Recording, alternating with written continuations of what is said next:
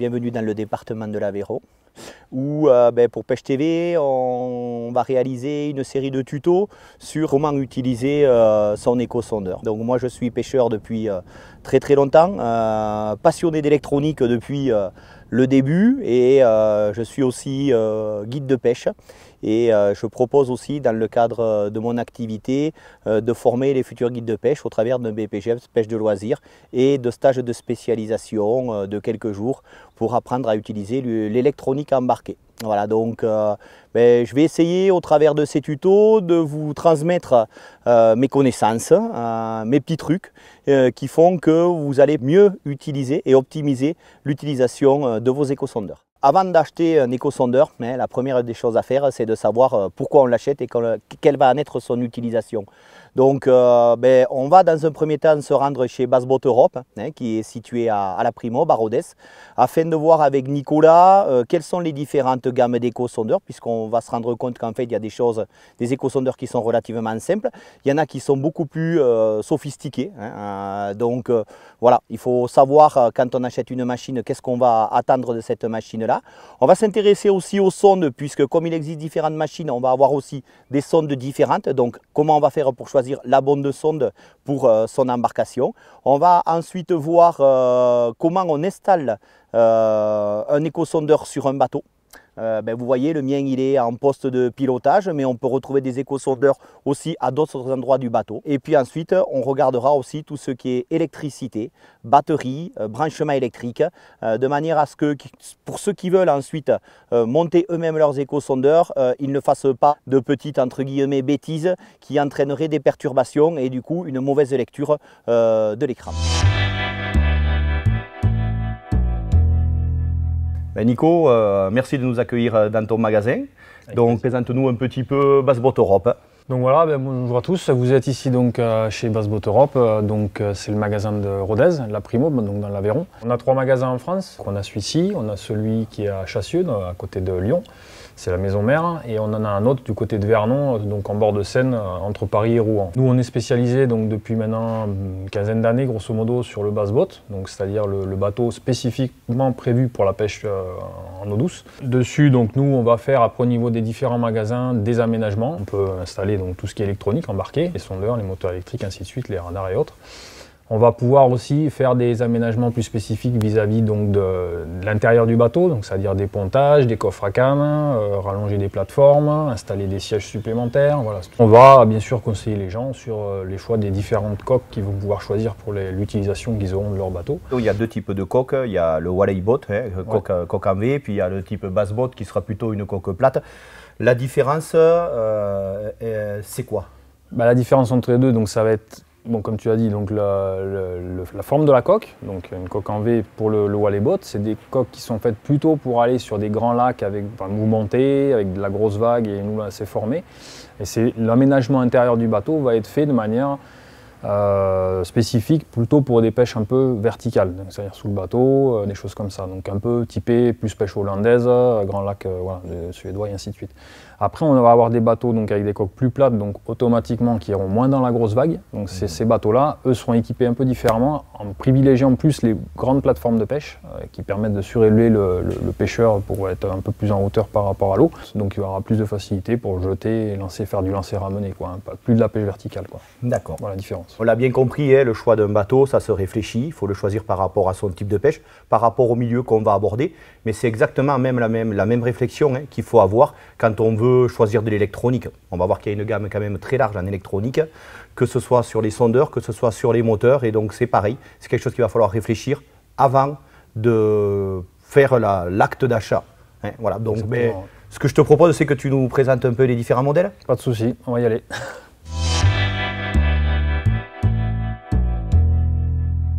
Donc là on se trouve dans le showroom du magasin pour la partie électronique, donc où on a donc en présentoir 2 des marques qui existent en France sur l'électronique. Alors il n'y a pas que ces 2 marques-là, la marque Lawrence et la marque eMember, voilà, qui travaillent donc sur des machines qui fondamentalement utilisent à peu près les mêmes technologies avec quand même des spécificités, on le comprend bien, en fonction de ces marques-là.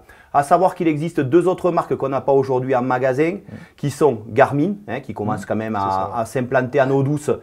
Ils sont depuis très très longtemps présents sur en mer. Hein, voilà, c'est plus une approche, on va dire mer qu'ils ont mis en place, mais aujourd'hui ils s'intéressent au marché de l'eau douce. Et puis on a une autre marque qui s'appelle Raymarine aussi, qui est présente depuis quelques années sur le marché. Voilà. Mais on va dire qu'aujourd'hui, les deux marques qui occupent l'espace de la pêche en eau douce, c'est Lawrence et c'est Minbird. Donc Nico va nous présenter pour ces deux marques-là les différents produits qu'on va retrouver dans la gamme, puisque comme on le disait, il y a des machines qui sont vraiment super sophistiquées. On va le voir après, c'est le cas des HDS. C'est vraiment le fleuron de la marque, c'est du très haut de gamme, mais c'est aussi un budget qui est forcément relativement élevé. Et puis on a des machines intermédiaires et puis on a des machines qui sont d'entrée de gamme. Le but étant de toute manière de répondre à la demande, puisqu'on a des pêcheurs qui ont des petits budgets, puis on a des pêcheurs qui ont des budgets beaucoup plus élevés. Donc voilà, il faut qu'on puisse trouver dans l'électronique quelque chose qui corresponde à tout le monde.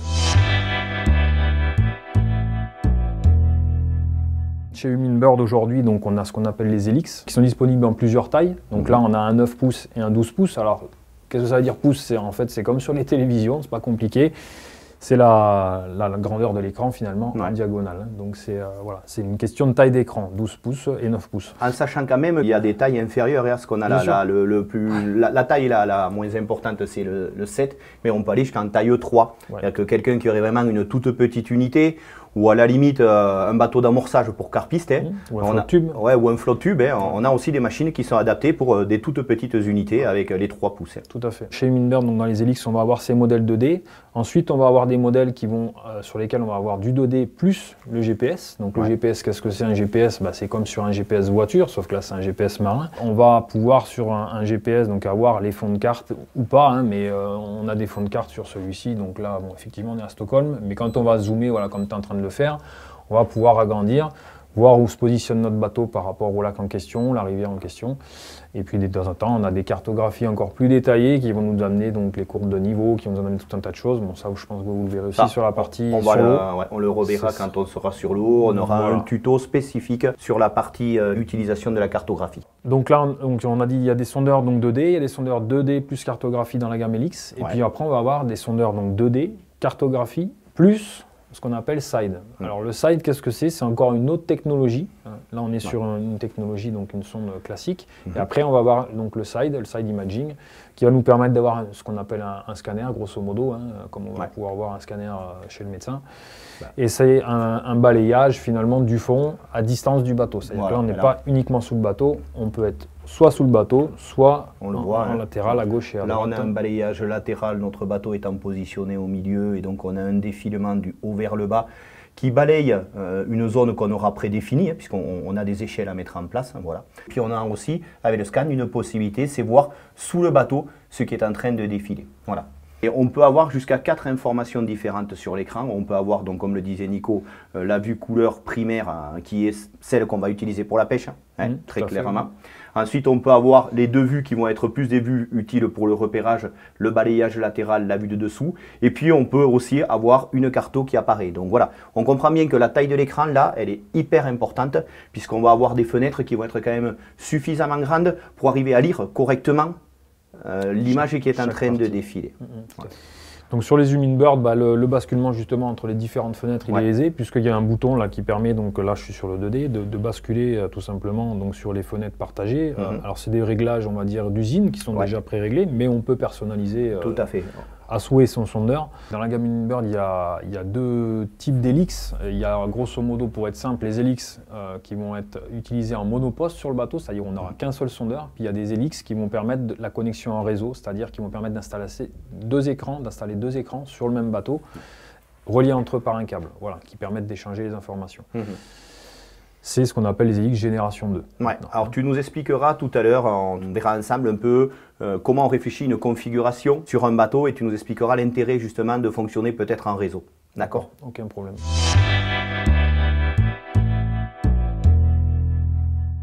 Donc là, on a l'entrée de gamme donc, de chez Lawrence, c'est ce qu'on appelle les hooks. C'est un sondeur qui est non tactile, C'est-à-dire que pour pouvoir l'utiliser, on va se servir du clavier qu'on a sur le côté. Alors c'est un clavier relativement simple, hein, il n'y a pas 36 000 boutons, mais c'est on va dire le sol de la gamme qui n'est pas tactile justement chez Lawrence. On va retrouver donc en dessous nos différentes fenêtres. Pour une technologie d'entrée de gamme, c'est quand même très intéressant hein, puisqu'on va pouvoir avoir notre vue primaire. On va avoir notre vue scan et puis on peut avoir aussi une cartographie. Par contre, la technologie ici, on est sur de l'analogique, on n'est pas sur du numérique. Donc ce qui veut dire qu'en fait, la définition des informations qui vont nous être données est moins fine que ce qu'on va retrouver sur les autres modèles puisqu'on a des processeurs qui fonctionnent sur du numérique. Donc pas de possibilité de connecter un réseau celui-ci aussi. Non, c'est l'entrée de gamme, donc effectivement il n'y a pas de prise réseau sur ces sondeurs-là. Bon voilà, après c'est pas forcément, quand on choisit un sondeur comme ça, c'est pas forcément une nécessité de le mettre en réseau, donc voilà, c'est plutôt judicieux de mon avis de la part de Lawrence de ne pas en avoir mis là-dessus. Oui, bien sûr. Donc ensuite on a la gamme des Elite TI, donc là on est sur un Elite TI en 9 pouces, donc c'est déjà un bel écran. La grosse différence donc, par rapport au hook qu'on a vu juste avant, c'est le côté tactile de l'écran. Donc on a toujours nos boutons d'accueil ici sur le côté qui permettent d'accéder par exemple au menu page, ce qu'on appelle le menu page ici. Et ensuite, donc, on peut choisir facilement donc, la présentation déjà par exemple prédéfinie. On a des menus qui sont aujourd'hui assez intuitifs. Autant à une époque, on avait des menus qui étaient très très complexes. Sur les anciennes générations, notamment les premières générations d'HDS, il fallait vraiment se plonger dans les menus, aller chercher les points de détail sous les sous-menus même. Aujourd'hui, on a grosso modo 2 fenêtres de menus par page active, ce qui fait que ça simplifie quand même énormément l'utilisation pour le pêcheur. Donc cette machine-là, elle est déjà équipée de ce qu'on appelle un réseau NMEA 2000, qui va permettre de connecter par exemple un moteur électrique. Alors de la marque Motorguide, puisque Motorguide est maqué entre guillemets avec Lawrence aux États-Unis, mais de créer une liaison, si tu veux, entre le moteur électrique et le sondeur, voilà, qui va permettre de diriger son propre moteur électrique par le biais du sondeur. On verra aussi dans un tuto spécifique un petit peu justement cette spécificité qui n'est pas propre à Lawrence. Hein. Chez Meebird, on va retrouver aussi la même chose, hein, mais voilà, on verra pourquoi c'est un avantage et comment on peut l'utiliser et qu'est-ce que ça peut amener aussi en termes de pêche. C'est quand même un confort de pêche, tout à fait, bien le dire. Tout à fait. Ensuite, donc, il reste la dernière gamme, c'est ce qu'on appelle les HDS, donc c'est la Formule 1 chez Lawrence. Hein. Donc on passe sur de la grosse machine, du 7 au 12 pouces. Et là, on va voir toutes les technologies donc, qui existent, y compris, là, comme sur la démo actuelle, là, le scan 3D. Donc, c'est un peu le dernier né donc, chez Lawrence qui va permettre d'avoir une vue donc, remise à plat, mais d'un relief, quoi, pour donner une impression de relief. Donc, qui va permettre de détecter principalement les structures, mais aussi les bancs de poissons, les choses comme ça qui vont être au fond ou décollées dans la colonne d'eau. Voilà. Donc, et on est toujours sur du tactile. Et par contre, sur ces modèles-là, on va pouvoir carrément donc, créer sur un bateau un réseau de sondeurs, c'est-à-dire connecter 1, 2, 3, enfin, tout ce qu'on a envie, du nombre de machines entre elles, pour pouvoir bénéficier des informations de chaque machine sur tous les sondeurs. Voilà, on l'a bien compris, hein, 3 gammes différentes, 3 entrées financières différentes, mais avec quand même des spécificités pour chaque machine. Une analogique, on va dire, assez simple d'utilisation, non tactile, pas de système de connexion avec un autre modèle. Et surtout, on n'a pas de balayage latéral. Au niveau du scan, on n'a que ce qu'on appelle le down scan, la vue de dessous. Une gamme à côté déjà plus développée, Elite, qui elle est tactile, où on va retrouver l'ensemble des fonctionnalités de ce qu'on va avoir sur le HDS. Et on est là aussi sur un modèle qui ne peut pas se connecter avec notre sondeur, c'est-à-dire qu'on n'a pas un vrai réseau.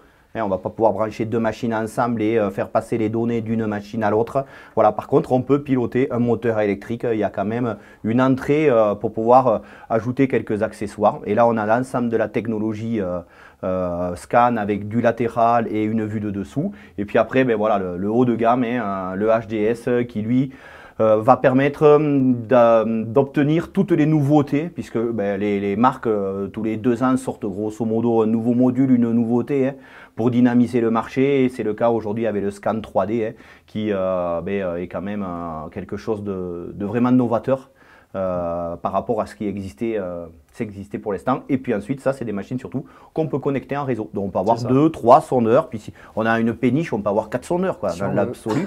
Après, 4 sondeurs, ben, ça veut dire aussi qu'il y a une installation à faire qui est spécifique. hein. Et donc, ce que je te propose maintenant, c'est déjà de nous présenter les différentes sondes, parce que ça, c'est le boîtier de réception.